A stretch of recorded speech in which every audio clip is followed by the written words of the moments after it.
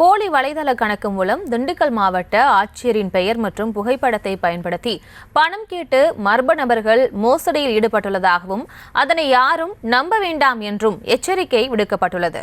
இது தொடர்பான கூடுதல் விவரங்களோடு இணைக்கிறார் செய்தியாளர் பிரேம்குமார். வணக்கம், விவரங்களை வழங்கலாம். பிரியங்கா, திண்டுக்கல் மாவட்டத்தின் 29வது ஆட்சித் தலைவராக கடந்த பிப்ரவரி மாதம் 4ஆம் தேதி ஆட்சியர் சரவணன் பொறுப்பேற்றுக் கொண்டார்.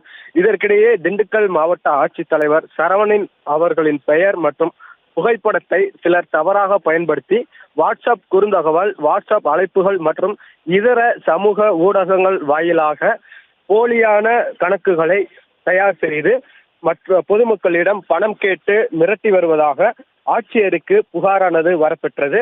இதனை அடுத்து இதுபோன்று புகார்கள் வரப்பெற்றுள்ள நிலையில் இது யாரும் பணம் கேட்டு ஆட்சியரின் பெயரில் மெசேஜ் செய்தாலோ அல்லது அழைப்புகள் விடுத்தாலோ யாரும் அதனை ஏற்க வேண்டாம் எனவும் அதனை நம்ப வேண்டாம் எனவும் மாவட்ட ஆட்சித்தலைவர் சரவணன் தகவல் தெரிவித்துள்ளார். பிரியங்கா,